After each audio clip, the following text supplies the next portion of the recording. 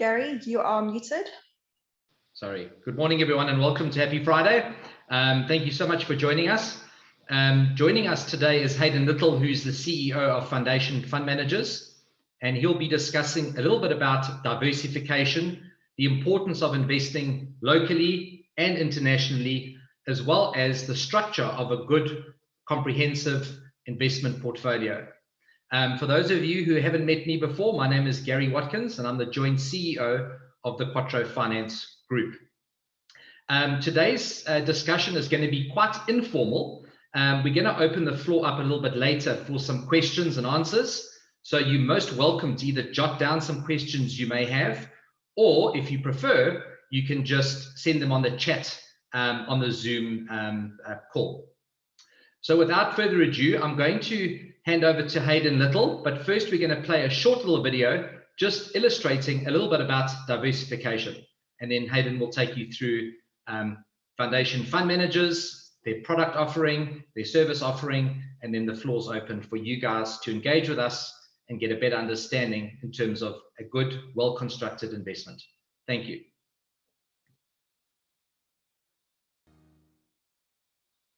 Have you ever wondered what ancient Chinese seafaring merchants and the stock market have in common? We thought you'd never ask. In the 3rd millennium BC, Chinese merchants laid the foundations for how most good investment companies approach the markets today. You see, most of the world's traders at that time would try and build ships that were the perfect balance between speed and strength. Speed made sure you got to sell your wares first, but strength made sure you got to sell them at all. Then they'd strap down their precious cargo and head out to face all of the dangers that the weather and the ocean could throw at them. They relied on their seafaring knowledge, navigational skills, ability to adapt, or even just pure luck to get them to their destination. Sadly, sometimes, it just wasn't enough. If a ship sank, it would sink the merchants, financially too. The Chinese merchants had a different approach. Understanding that they faced the same oceans with the same risks that the rest of the world did, they minimized their risk by dividing their cargo amongst themselves. This way, if one of their ships sank, they never lost all of their cargo. They had minimized their risk by not putting all their cargo in one ship. This is the same for investments too. One of the most important considerations when constructing an investment portfolio is how much return investors could expect for the extent of risk they are willing to take. Let's say that an investor has identified 30 stocks with a similar expected return. Research has shown that although the return on the stocks may be similar, the volatility or risk of a 30-stock portfolio would be far lower than a portfolio of only one investment. In fact, in many cases, the 30-stock portfolio would be less volatile than even the least volatile share invested in. That's why diversifying across local and offshore asset classes, such as equities, bonds, property, and cash, is as important. So while many people believe that investing can be risky, it doesn't have to be. With this in mind, we construct well-diversified investment portfolios that aim to deliver optimal returns for the overall risk of the portfolio. And even though there might still be some volatility, diversification significantly reduces your risk of losing your well-earned savings, which makes for a much smoother investment journey. This means that although you won't find your thrills in the stock market, you can find them somewhere else once you've reached your investment goals. So be a Chinese seafaring merchant and stay invested in a well-diversified portfolio.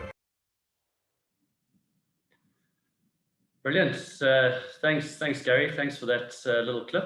I think a very well illustrated importance of diversification in life and investing. And thanks for having me on your regular webinar series today. I'm Hadyn Little. I'm the CEO of Foundation Fund Managers. And yeah, just going to spend the morning having a brief chat around diversity, the importance thereof in a balanced investment portfolio, and then having a bit more of a focused look at one of the components of diversity that can quite often be overlooked. Just in terms of a brief introduction, foundation fund managers, we are what's called a Category 2 registered financial services provider. Category 2, meaning that we've got an FSP license of 45526 if you want to check us out on the FSCA website. But Category 2, meaning that we are actually an asset manager in our own right. Okay, we are the final destination for client monies that are entrusted with us. We don't farm any decisions out to any third parties. And to that end, we've got our own in-house investment committee, and we've got our own take on the market. We look at our own investment strategies and philosophies, and obviously the buck stops with us in terms of managing risk and also delivering returns. The investment committee is, we might be boutique in nature, but we definitely have big aspirations. And our investment committee is 6 members strong, and we definitely have a global feel to the way we go about things. 2 of our investment committee members are based full-time in Mauritius and have been based on the island since 2017, 2018.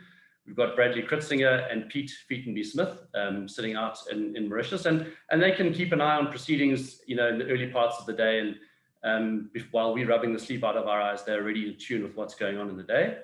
Then I suppose the headquarters, the engine room of Foundation, and what we do is based here in Umhlanga in Durban.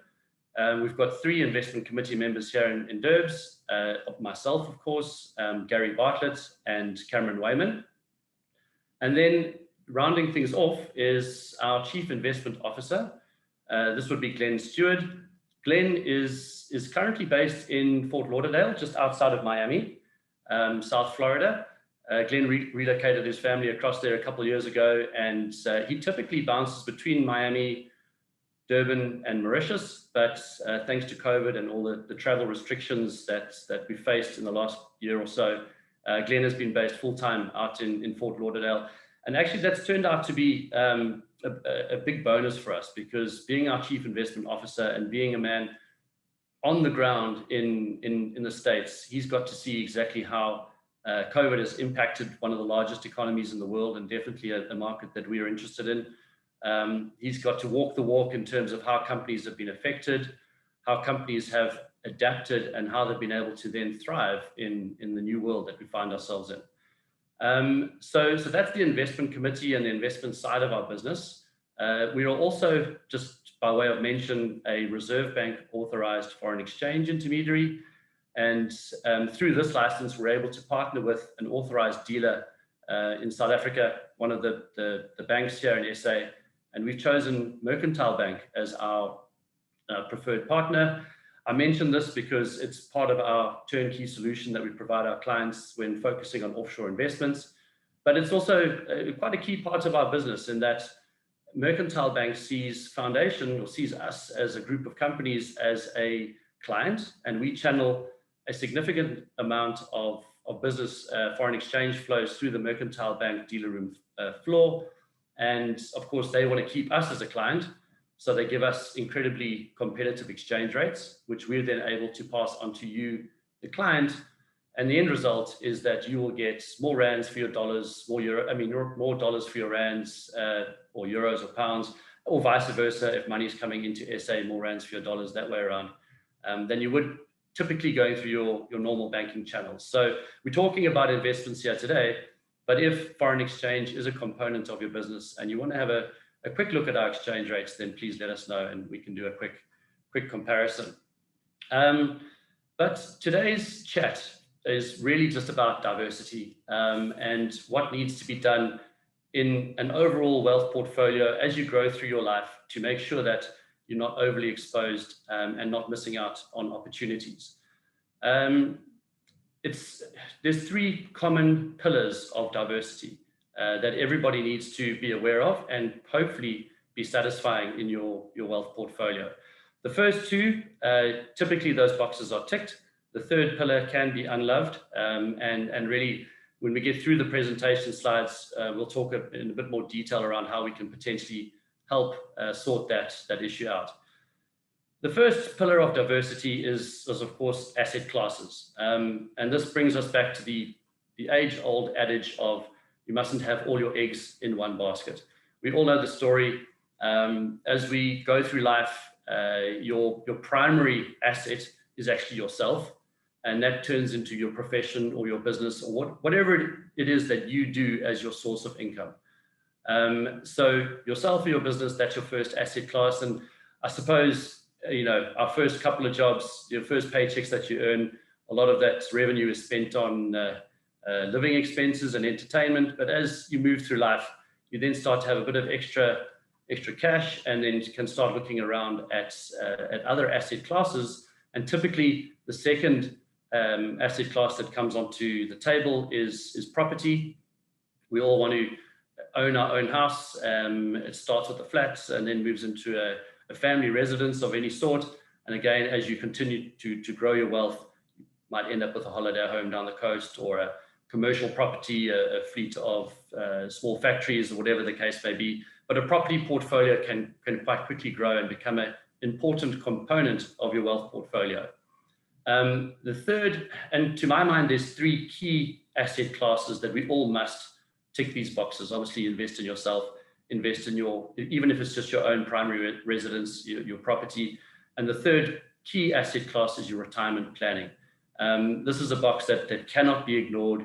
For the people out there who interface with the Quattro brokers on a regular basis, you'll know all about this. Your RAs or pension funds, this is a have-to-have component of your overall plan, and you must make sure that it is completely looked after and satisfied and improved as you go through life in terms of your living expenses and your changing lifestyles. But once you've got those three boxes ticked and you now have additional monies available, the menu opens up to a wide range of investment opportunities, and you can pick and choose as to what it is that you want to do in this space. Of course, this includes any one of the many unit trusts that are out there as a flexible investment. Again, Quattro has got a fantastic list of products to choose from. You can go direct into listed equities and foundation fund managers. That's a space that we play in, and we can talk about local opportunities there. You can be a bit more diverse. You can invest in sports vehicles. You can have an art collection or a wine collection. And then more recently, the latest kid on the block in terms of an asset class is cryptos. And that's probably a whole webinar in its own. So I'm not going to go into too much detail on the crypto space, but it is a recognized asset class these days. Cryptocurrencies will be with us for the foreseeable future. And, perhaps only a small allocation in your overall portfolio at about 1 or 2%, but it is an asset class if you want to round out the balance in your portfolio. So that's the first pillar of diversity. The second pillar of diversity is asset manager, all right? And this is a very important component of your wealth portfolio. You might have all the assets under the sun in terms of asset classes, but if it's just you that's looking after your wealth portfolio, or just one other person that looks after it, not yourself, if you're too busy to really get involved, then you're exposing yourself to both risks and opportunities. Obviously, risks would be this particular person might have blind spots in terms of what's coming down the line. And there's no ways that one person can know everything about all the opportunities that are out there in the market. So it's important that you have yourself, you have your planner, your Quattro financial planner, maybe an accountant, or at least a couple of eyes on your portfolio, just to make sure that you're getting a balanced view across a number of people. And of course, foundation fund managers, as asset managers, we'd love to put our hand up and become part of that team, looking after a component of your overall wealth portfolio. And then the third pillar, this is the pillar that potentially goes under the radar and doesn't get attended to as often as it should. And the third pillar of diversity is currencies, all right? So you may have all the assets that you could possibly think of in a nice balanced portfolio, and you've got a nice team of people looking after your portfolio in conjunction with yourself. But if it's all rand-based assets, then you are not truly diversified, because diversity across currencies is an important part of an overall portfolio. And this is not something that's peculiar to South Africans. If you speak to people in the UK, they'll have euros and they'll have dollars, and same thing for Europeans, they'll be holding pounds and they'll be holding dollars. It's a natural course of the evolution of an overall portfolio that should be attended to make sure that, once again, you're maximizing the opportunities and also lessening the risk in your overall wealth scenario. So what I'm going to do is just have a quick look at a few slides. And I must say, just to warn you, I'm not going to be going for the Financial Slides of the Year award with this presentation. I've really kept it nice and simple and a lot of pictures. I've sat through quite a few presentations before where a lot of graphs and charts that make perfect sense to all the actuaries that put them together. And those are fantastic and a lot of value that's added out of those. But it's Friday, the sun's out, I thought I'd just keep it nice and simple. And we can just have a quick flick through a couple of slides to understand diversity and more importantly, what we do at Foundation Fund Managers to tick the few boxes for you. All right. Let me just get this going.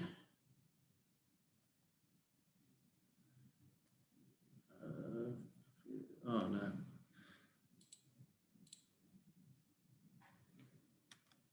All right, so here we go. Foundation Fund Managers 45526, as you can see, that's our FSP number.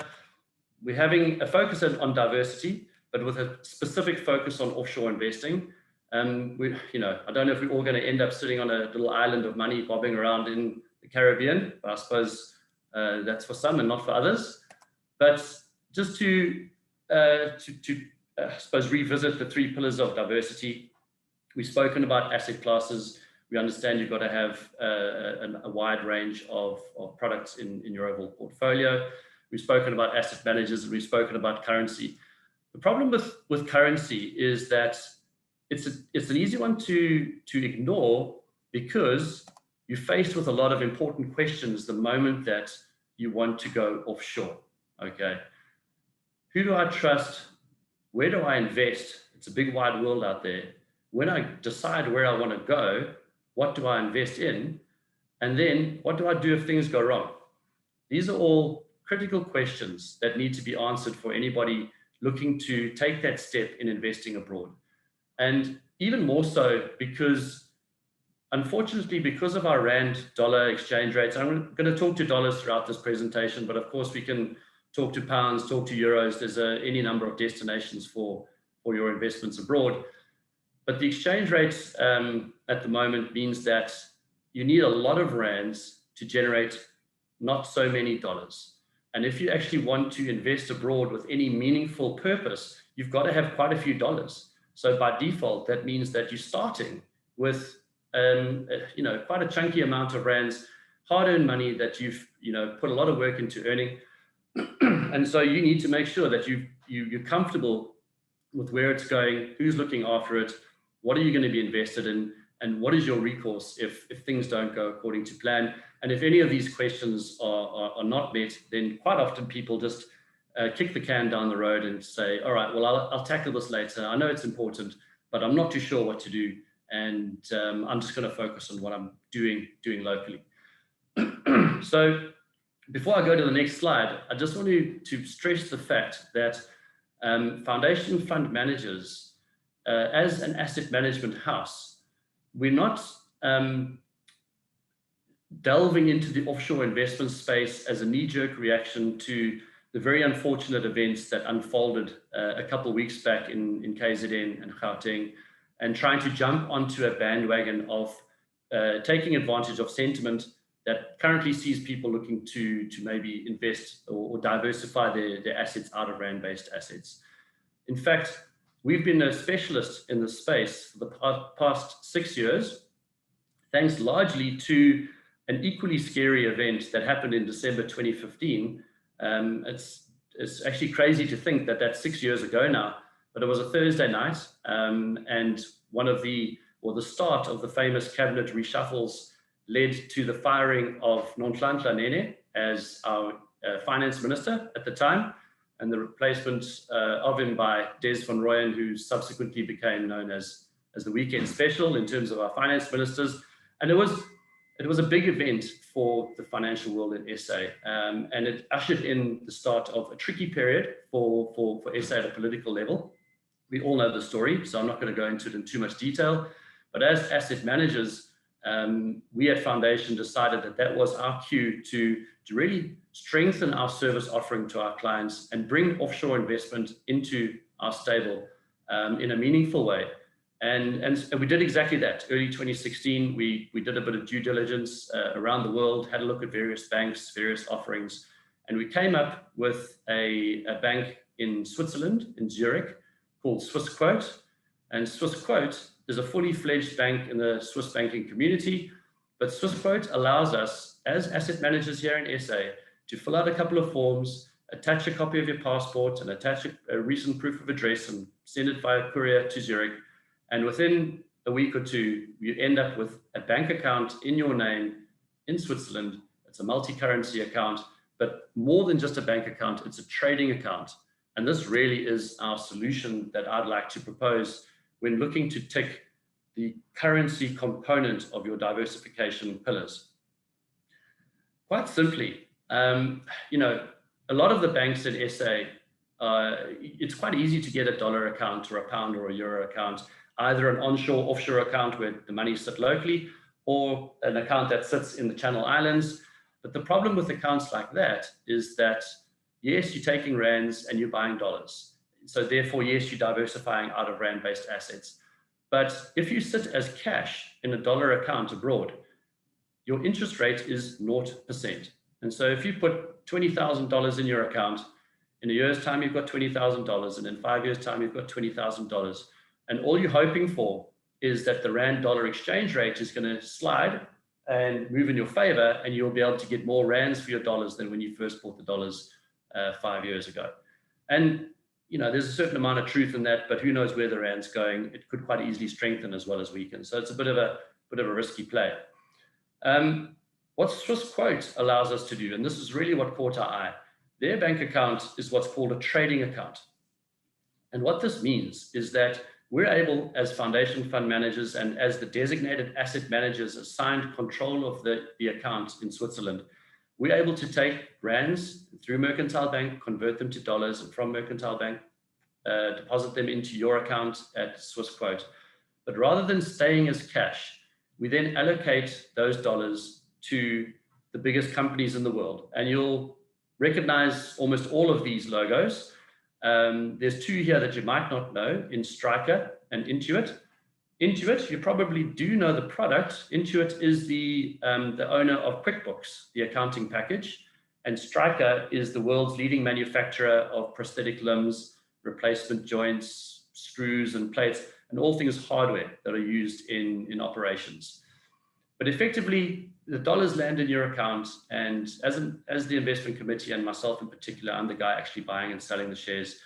We then wait for buying opportunities and then would invest in these companies. You'll see there's a strong mix or noticeable mix between technology stocks and non-technology stocks. The technology guys, obviously your Apples and Amazons, Microsoft, Googles, Adobes, and the non-tech guys, your Visas and MasterCards, and various others, Starbucks and so on. And that's by design. Our client portfolios will have a 60% weighting towards technology stocks and a 40% weighting towards non-tech stocks. In the technology space, we have an almost exclusive weighting towards what's called enterprise technology. I think Apple is probably the only stock we invest in at a tech space or a tech level that is pretty much direct to consumer. But we have to be invested in Apple. I mean, it's an absolute juggernaut, the biggest company in the world by a country mile. They've installed over 1 billion devices in people's hands around the world and are now just rolling out services that they're monetizing. You have to own Apple shares if you go abroad. But by enterprise tech, and I'm talking to the Googles and the Microsofts and the Adobes and even Amazon, their clients, by and large, are companies. Think about Microsoft. Every industry around the world has got Microsoft products spread across their own platforms. And it's very difficult for a company that's invested a huge amount of money and a huge amount of time and training into Microsoft products to then whip it out and bring in the next best thing. And from our mind or our perspective, that creates a certain amount of security in that these companies are not going to be swung by changing fads, which we can quite easily see at the retail sector, i.e. the end users. Google and Facebook, you might say, well, hold on, this is a search engine and a social media platform. And you're right. But as the saying goes, if the product is free, then you're the product. And what we mean by that is that advertising is their primary source of revenue. And their clients, in fact, are businesses looking to advertise on the Facebook platforms and the Google platforms and YouTube and whatever the case may be. So again, enterprise tech is the predominant factor there. Just in terms of risk mitigation, a lot of clients that I speak to, they say, oh, but we're buying shares. This is the riskiest thing I can do. And yes, it can be a risky venture if done incorrectly, going into equities. We've got a number of metrics that we have to tick before we even get a particular company into our universe of darlings, as we call them, stocks that we want to invest in. And this just gives a little snapshot of that. This is not the full list of companies we invest in. The list is not extensive. It's probably only 25 strong. We don't want to back every horse, but it's difficult for a company to get onto our list. First of all, the IPO date, the second column you see here. Initial public offering. This is when did these companies list on the New York Stock Exchange? And they go back quite far. I mean, Adobe, 1986. I think the oldest one here is McDonald's at 1965. This allows us to look at the share chart and the share price per company over a 5-year, 10-year, 15-year period, and looking at points of weakness in the market. And of course, 2020 is going to be the most recent point of weakness with the advent of the pandemic. But we can go back to 2008, 2009 for the financial crisis. We can go back to 2001 for the dot-com boom and bust, and further back than that for a lot of the stocks. Really just to see, were they resilient over those times of stress? And then also what's important for us is we want to be able to take any 5-year period in a share chart and see, has this company come close to or more than doubled its value over any 5-year period? And if that is the case, then it's a stock that we want to be invested in. Secondly, the market cap. What is the value of these companies? And there's some astronomical figures here. Hundreds of billions of dollars. In fact, $100 billion is our minimum, and Stryker has just snuck in there at $100 billion, 101. But some of them into the trillions. I mean, Apple now $2.5 trillion in market cap. It is truly enormous in size.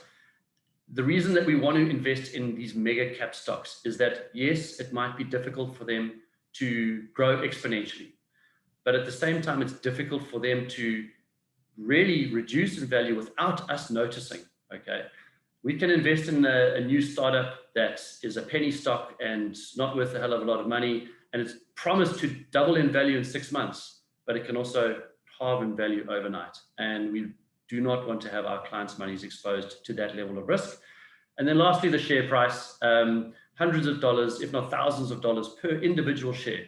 Again, not looking to invest in a company that's worth $1 a share and going to $2 next month because you have inherent risk with that. We are able to see the movement of these share prices quite quickly over time and react accordingly if needed. Just to elaborate on the 60-40 split in terms of tech versus non-tech.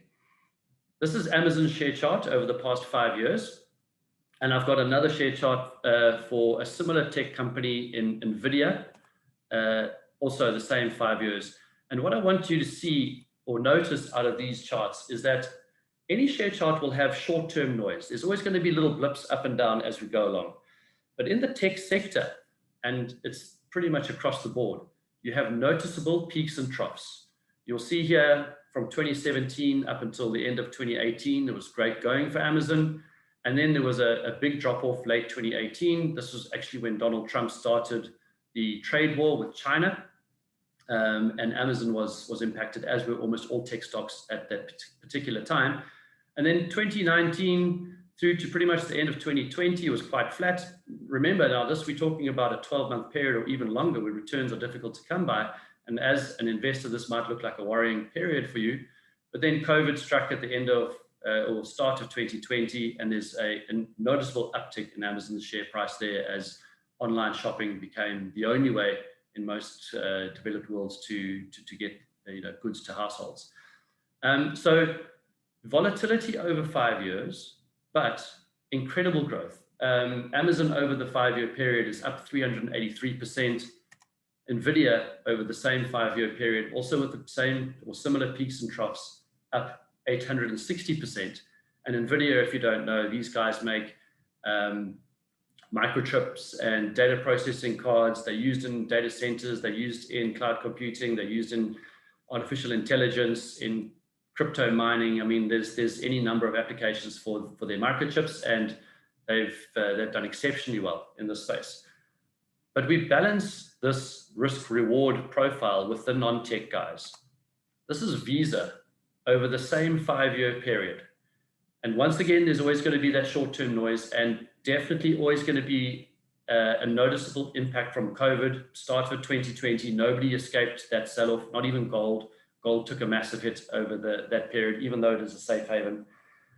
But I think the obvious takeaway from the Visa chart here is that over the 5 years, it's fairly plain sailing. Up it goes, bottom left to top right.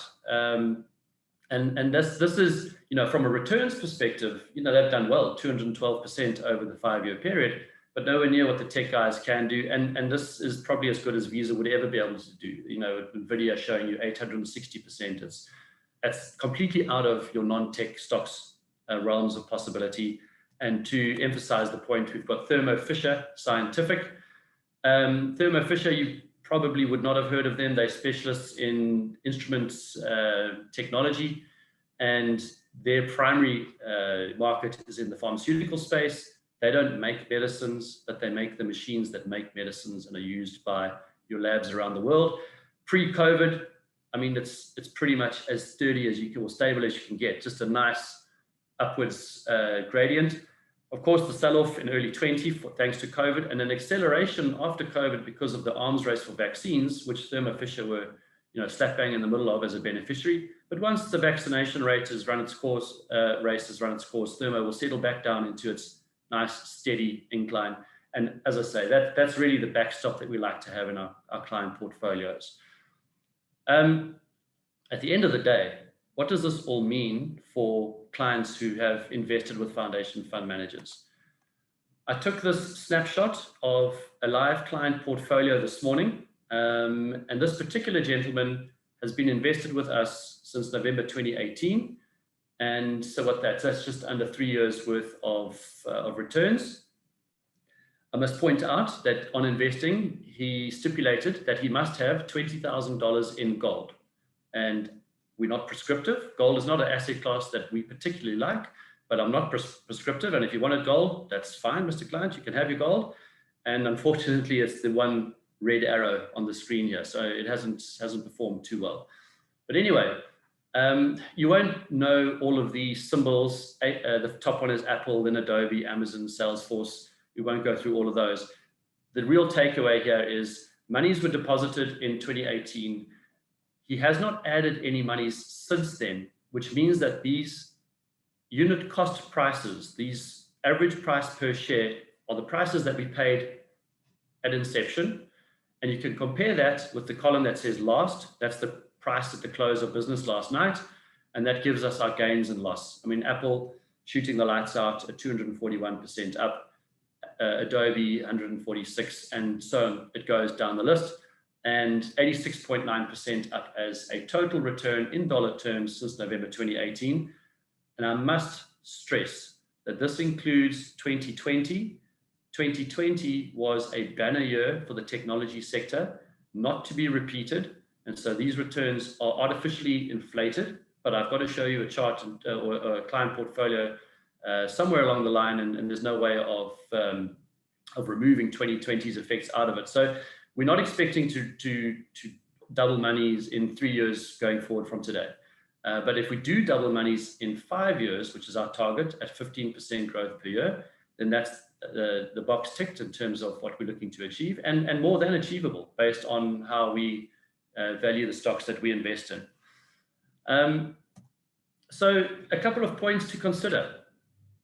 If you had to go this route and we set up a Swissquote bank account for you as an investment account, it's a multi-currency account in your name. That's important. You have full ownership of all assets in the account. It's yours. If foundation fund managers had to get wiped off the face of the earth for whatever reason, which is difficult given the spread of our investment committee around the world, but if it had to happen, it's of no real consequence to you because you own all the assets in your bank account. You can choose to exit the positions and draw down the money or hand it over to another asset manager to continue managing. It gives you the ability to not just sit in cash abroad earning 0% interest, but you get exposure to the biggest companies in the world and growth in hard currencies. But importantly, while it's an offshore investment with the assets truly abroad, never have to come back to SA if you don't want them to, but you can bring it back if you would prefer to draw down your profits and finance your lifestyle in SA. But you have direct asset managers to the people looking after your money. And this is a differentiating factor because most offshore investment products are run by asset managers based abroad. And so that goes back to the slide from earlier is who do I trust and what do I do if it goes wrong?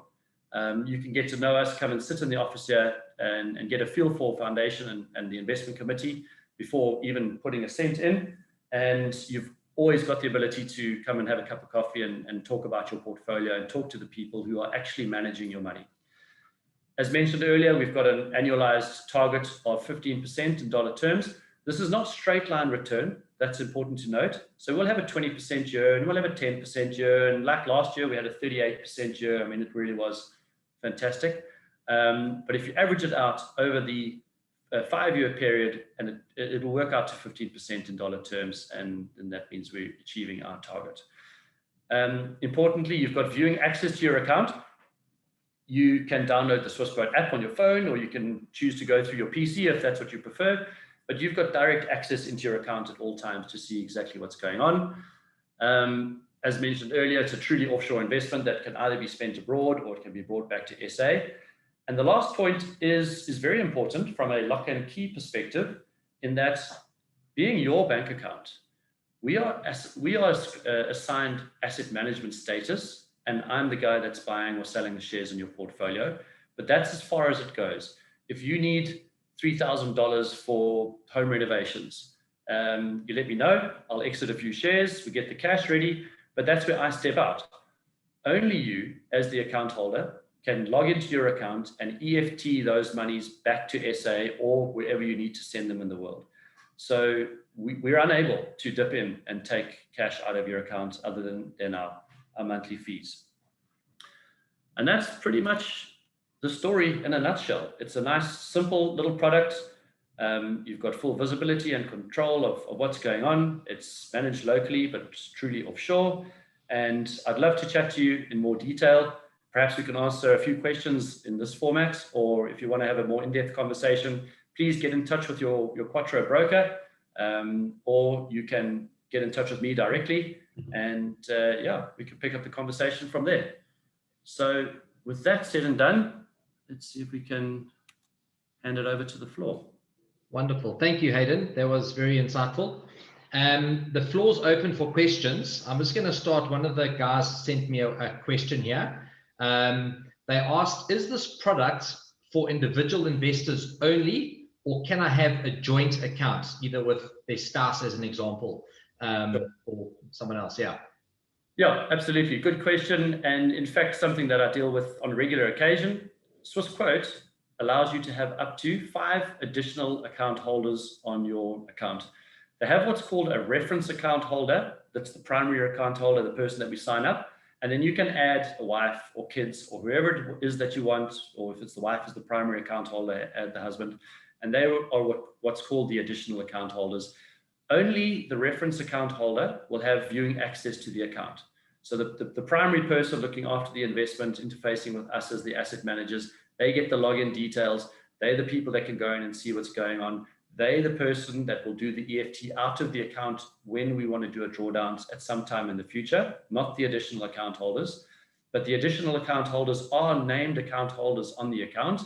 And from an exchange control perspective, and I get a lot of husband and wives that set up as joint accounts, so that we can make use of their combined annual allowance. So from an exchange control perspective, you're allowed to send up to R1 million per calendar year out of SA, no questions asked, but it has to go to an account in your name. If it's in the wife's name only, then the husband can't send his R1 million. We'd have to have him as an additional account holder as well, so that they can both send their R1 million, i.e. two bar per year. But yes, joint account holders are possible. Perfect. And then also just another thing, in terms of bank accounts, this is just a straightforward normal bank account like any other investor would have their normal bank account, normal login details, normal payment processes with EFTs and bank transfers. You also get a Swissquote card. Can you just maybe share a bit about the card? Yeah, absolutely. So Swissquote have got two card facilities that you can choose between. One is a virtual card and the second is an actual physical card. The virtual card is quite handy in that it's a lot cheaper to run because you don't have a physical card that they have to track and replenish or replace. But you do get your card number, you get your expiry date, and you get the CCV number via email. So there's no actual card. And this is only used for online shopping, booking holidays, whatever you need to do online. If you need a physical card, then we can do that. It's a Visa card or a MasterCard. And that then gets shipped out to you. That is free to have for 12 months, for a year. Then after that, I think it's $150 a year. And then depending on where you're swiping it, there's bank charges that are accrued. The important thing just to note is that the card facility gives you access to 50% of your cash balance. We don't like to sit in cash, extensive cash anyway, because there's 0% interest. So having the card linked to the account is possible, and a couple of my clients have it, but it is an investment account first and foremost. We want to be invested in the market. We want to have minimal cash earning, not earning interest. So yeah, it's not something that I try and sell as an offshore bank account that you can have a card and off you go on your skiing holiday. Yes, it's possible, but perhaps not the right vehicle for that scenario. Wonderful. Are there any questions on the floor that anyone might have? We've got one here from Ryan Joubert. Not having access to substantial capital, but wanting to start the investment process. I'm assuming the minimum amount of money that you'd be able to invest. We spoke about 300,000. Yeah. So, as mentioned earlier, unfortunately, rands don't turn into a lot of dollars. And if you saw the share prices of the companies we invest in, we need a few dollars just to buy one share in these companies. So, and Swissquote, as a bank, they need to make money along the way, and they have what's called a brokerage fee. When we're buying shares or selling shares, Swissquote charges $27 as a brokerage fee, or 0.8%, whichever is the greater. The break even there is around $3,200. So what I don't want to do is have a small pot of dollars and then put $200 on X and $500 on Y, because each of those transactions cost $27. For that reason, I like to keep it to $3,000 per line item, maybe $2,500 at the bottom end of the spectrum, because then we're maximizing that $27 as a percentage of the spend. $3,000, what's that? It's about 40,000 Rand, 45,000 Rand. So you can quickly see that in order to have a balanced portfolio, we need to have some Rands. And 7 bites of the cherry is $21,000, is 350,000 Rand exchange rate depending. What I do have for clients of mine that are looking to build up wealth and then get invested, the mercantile bank chain in this whole process is a bank account in your name. It's a foreign exchange account that is free to set up, and there's no monthly service fee. It's literally just a shell of an account, an interest-bearing money market rates account, where clients of mine can deposit regularly, let it build up as rands and earn interest until such time as we reach a critical mass, and then we look for pockets of rand strength and send the rands as dollars to Swissquote. That could be 50 grand or 60 grand, knowing full well that we're going to have a very small selection at Swissquote to get started with that hopefully we can add to over time.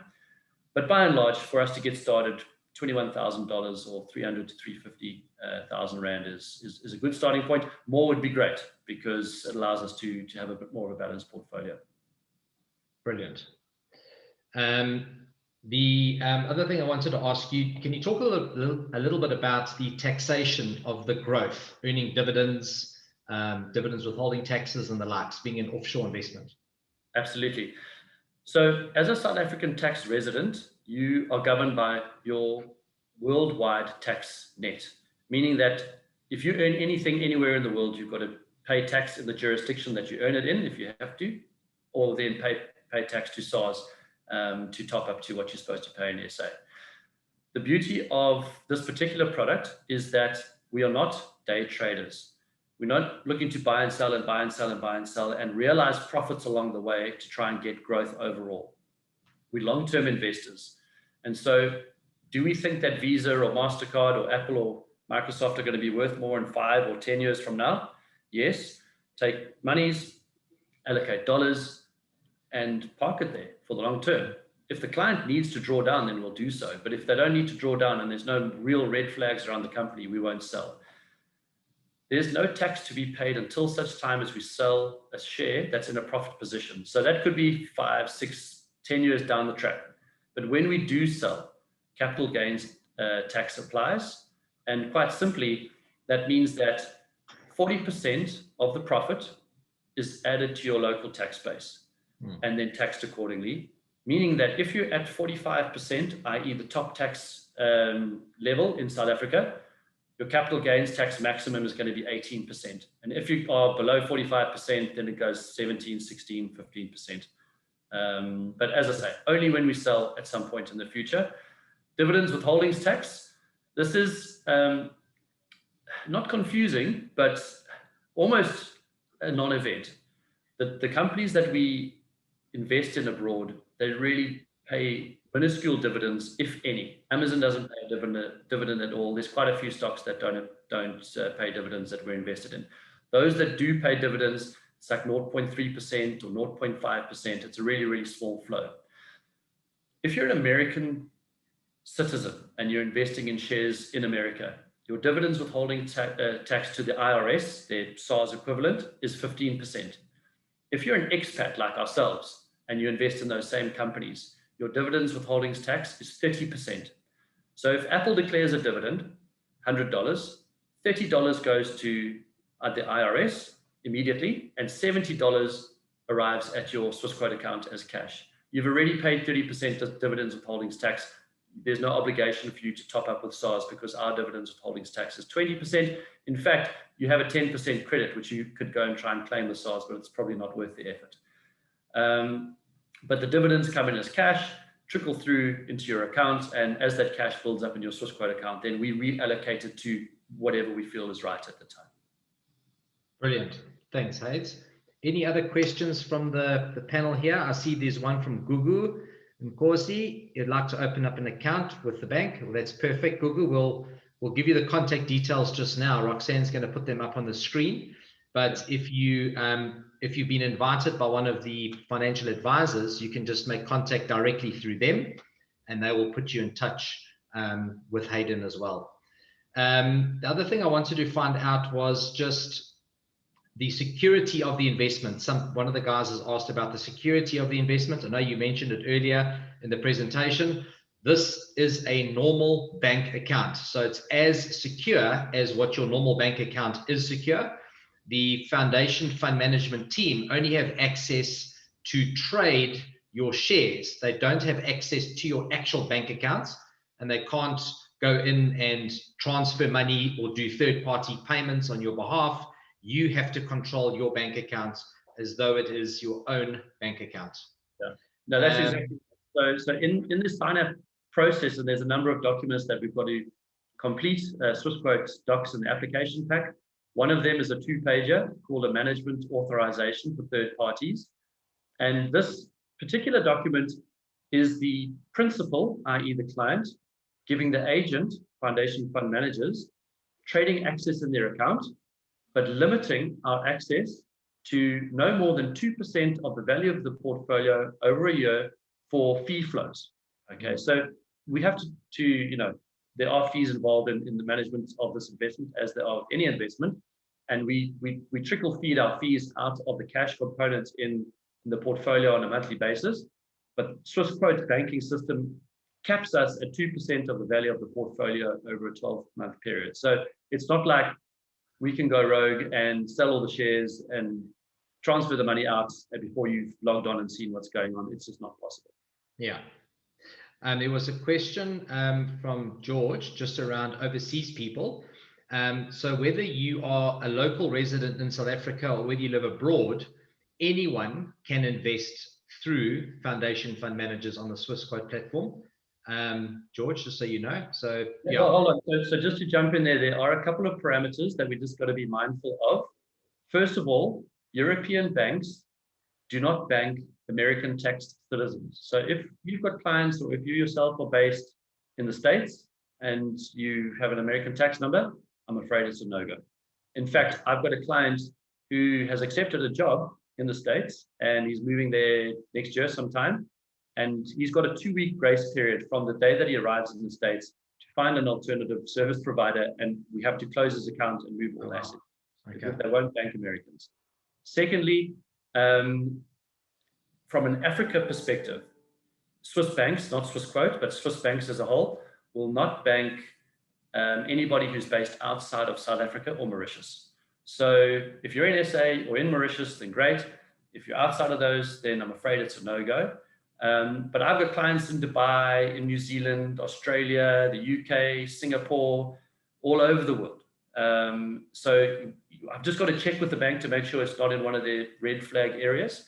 But yes, people abroad are more than welcome to at least ask the question and see if we can work with them. Perfect. Thank you for that. Another question. I have excess money in my company or my trust. Can other entities other than natural persons invest in this offering? So you've got a company with money or a trust with money. Can they invest in Swissquote? Sure. So South Africa's exchange control regulation is very clear in separating individuals and entities. As an individual, you've got your annual allowance of R1 million per calendar year that can be sent, no questions asked, your single discretionary allowance, it's called. And then you're able to apply for a foreign investment allowance for up to a further 10 million rand, should you have the liquidity to do so. So effectively, you can send R1 million, 11 million per person per year. Companies and trusts have got a R1 billion allowance, but they're only allowed, or companies, I don't know about trusts, but they're only allowed to invest in non-listed assets abroad. So they can go buy another company or they can go set up a branch of their own abroad. That's all possible to expand your footprint globally, but they're not allowed to go abroad and then with that money abroad buy shares, what we're doing here. Yeah. But what they are allowed to do, and this applies for companies and trusts, is enter into what's called an asset swap agreement. We partner with Momentum Securities through our relationship with Quattro and your relationship with Momentum. And make use of Momentum Securities asset swap facility. Momentum Securities have a master user license at Swissquote. And what I do is a slightly different pack of forms to be signed up. But at the end of the day, a company or a trust that has additional monies in the bank account, we go through the process. Momentum Securities opens a sub-account at Swissquote on their platform or on their user license. We then channel the rands through Momentum Securities. That doesn't go through Mercantile Bank. It goes through Momentum to Swissquote, ends up as dollars in that sub-account assigned to that particular trust or company, and foundation fund managers are the designated asset managers. And we go about our business. We do exactly what we would do for any normal direct portfolio. There's two key differences that we need to be mindful of. The first is that for a company or a trust, because we're effectively circumnavigating exchange control, there is no limitation to how much you can send. If the gods were kind to you and you've got 50 million rand to send, you can do it. One day, push the button, off it goes, no clearance required. All right. But the caveat to that is that because you've circumvented exchange control, it is not seen as an offshore investment, and all proceeds need to be drawn back down via Momentum Securities back into rands in South Africa. The company and the trust cannot draw down abroad. Has to come back to SA at some point in the future. So you will benefit from the growth of the portfolio like you would if it was international. You would also benefit or lose based on the exchange rates between the two currencies, but you'd always be paid back in rand as opposed to be able to leave it abroad. Exactly. So that gives you the opportunity of investing the full sum of money is on your balance sheet. So if it's in a company and you don't want to pay 20% dividends or holdings tax, you've got $1 million sitting there, you want to invest the million, we can do that. Let's invest the whole million, get the growth on the million, bring it back, and then you've got to deal with your withholdings tax issues later on down the line. Wonderful. Yeah, definitely doable. One of the guys, Paul Gregory, asked a question. He said, what's the benefit of using Swissquote rather than using easy equities if you're willing to manage the money yourself? Sure. I have had this question a couple of times, and easy equity is a good product and it gives you access to a couple of the markets abroad, but one or two, let's put it this way. Swissquote has got almost everything listed on it that you can possibly want to invest in. Easy equities, you're limited. The menu is definitely not as broad, and really it's a case of where you want to invest. The most important point, however, if you're going to be doing it yourself, and you're welcome to do it, it's an open source platform. You can invest abroad on your own steam, but you're going to take all the risk, and it's going to have to be a market that you align yourself with quite closely. I mean, I'm up at 5 o'clock every morning looking at what happened in the market close last night, and I live in the market until I fall asleep at 9:30 if I can get there. It takes a lot of time and effort to stay abroad of what's going on. It's your money at the end of the day. You want to make sure that you're not missing any risks that are coming along. Brilliant. There's a comment here from Scott Pittman, just relaying an answer to Paul. I've been with Foundation for 3 years. I did the calc on my returns versus the S&P 500, and Foundation soundly beat the S&P 500. So yeah, I think that emanates, your point is just, how much time have you got available in your day to allocate towards watching the markets and getting the full research done? And I think also importantly to understand, it's not just researching funds. I tried to do my own share portfolio many years ago, and I failed dismally because I actually didn't know what things to look for. Generally speaking, it would be word of mouth. Someone told me to buy this share because it's going to pump in the next week, but no foundation set on why it would. What are the fundamentals? What are the dividends? What is the composition of this business? What industry is it in? All those things. I had absolutely no clue.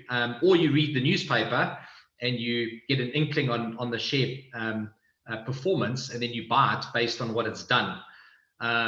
And unfortunately, no insight as to what's going on. So I think any type of investment needs to be managed properly with people who live and breathe those particular shares. Yeah, and thanks to Scott for that comment. He's definitely one of my more astute clients, and I have a good time chatting with him on a regular occasion. And he's looked at the numbers very closely, I can assure you. And we've comfortably beaten the market, and hopefully, or I'm pretty sure we'll continue to do so. Something I just wanted to mention, it's been coming up in conversations with clients recently. We talk about the digital migration that's accelerated over the past 12 months as a result of COVID. And how does that impact our client portfolios, which have a 60% weighting towards tech? Because yes, we've enjoyed an incredible purple patch with this growth in share price appreciation. But when you talk about 4 or 5 or 8 years worth of digitalization that was crammed into 10 months, have we not eaten tomorrow's lunch? Have we not brought forward demand that is now going to impact what we're doing in our client portfolios for the years to come? And quite simply, and I'll quote the Microsoft CEO, Satya Nadella, who was asked this exact question earlier in the week when Microsoft released their earnings report. And he said, please fact check me on this, but this is the state of play. The percentage of spend as a percentage of GDP globally on technology, and I was floored by the stat, is only 5% at the moment. So 5% of the world's GDP spend is spent on tech. Yes, we've accelerated the digital migration, but that 5% is due to double to 10 and double again at an accelerating pace as we move into an ever increasingly tech-centric world. And the sky's the limit for these big enterprise tech companies. I've got all the confidence in the world that we haven't eaten tomorrow's lunch. In fact, we're just laying the platform for further growth. Brilliant.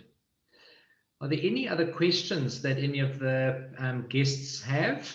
If not, we're going to close the session. We'll leave it for just 2 seconds. See if anyone's got a question. You can raise your hand if you have. In the interim, Hadyn, thank you very, very much for your time today. It was really appreciated. I hope that everyone learned a little bit of something. For the people who are on the Zoom chat, if you would like to get hold of us, you can do so on our Durban number 031 24 25 100, which was shared earlier, or you can look at info@qfg.co.za. For those of you who've been invited by a Quattro individual, you can just make contact directly with one of our financial strategists, and they will put you in touch with Hadyn and assist you with regards to how to structure a well-diversified portfolio. I don't know if there's anything else from your side that you'd like to share, Hadyn, in closing. No, that's pretty much it. I mean, we'd like to, just to reiterate, we're not financial planners at Foundation Fund Managers. Clients need to partner with their financial planners at Quattro. We want to look after a component of a financial plan and be specialists in that space. And if what I've spoken about has struck a chord with anybody on the panel today or in the audience today, let's just set up an exploratory chat next week or the week after and take it from there. That's wonderful. Thank you very much. Thank you guys for listening today. I hope you all have a wonderful weekend and look forward to catching up with you again soon. Thank you. Kirsten and Roxanne, thank you for hosting us this morning. Thank you. Thanks, everyone.